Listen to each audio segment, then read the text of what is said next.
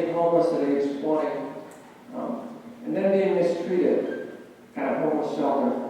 That's what happened to Kayla, a 20-year-old transgender woman. After leaving an unsafe family home and weeks of couch surfing with friends, when she turned to a homeless shelter in Boston for a safe place to stay, the shelter staff refused to let her sleep in the women's dormitory. Instead, she had to sleep on the floor of a dusty storage room just around the corner from the women's dorm, which had proper beds and air conditioning. She did get some legal advice from the Massachusetts Attorney General's office, spoke with shelter staff, but that just made things worse. Now she was barred from even the storage room until 9 p.m. each day, and then all the other residents were allowed access to dorms and shelter amenities at 6 p.m. Now I ask you to imagine being denied entry to a restaurant because of who you are. That's what happened one night in 2010 when a restaurant in Peabody denied entry to a group of transgender women. Their reason? Some of their driver's licenses did not match their appearance. But when they challenged management about being denied entry, they were then told it was because of the length of their skirts. The owner of the restaurant asked them, "Why don't you go into town where your dress code would be accepted?"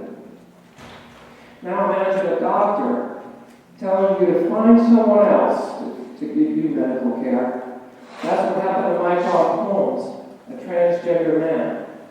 After taking a job with the Arlington Street Church, he visited a primary care physician affiliated with his new health care plan. During his appointment, while discussing his medical needs and history, Mycroft came out as transgender, as so many of us really need to do with our doctors.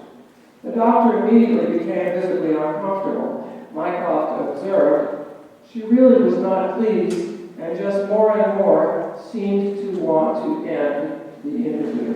It was like he was creating a problem for this doctor, who eventually suggested that he find someone else to provide medical care. Mycroft described the experience as strange, disturbing, and upsetting.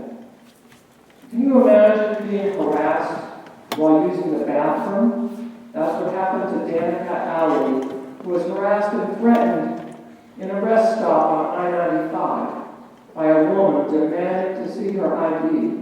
I guess she didn't like her looks. Now can you imagine being assaulted for using a public restroom? That's what happened to Chrissy Lee Paulus, who was brutally beaten when she emerged from a McDonald's restaurant. She was beaten, kicked in the head, and dragged across the floor by her hair until she suffered a seizure, all the while an employee laughing and videotaping the whole thing. Anti-transgender malice is real.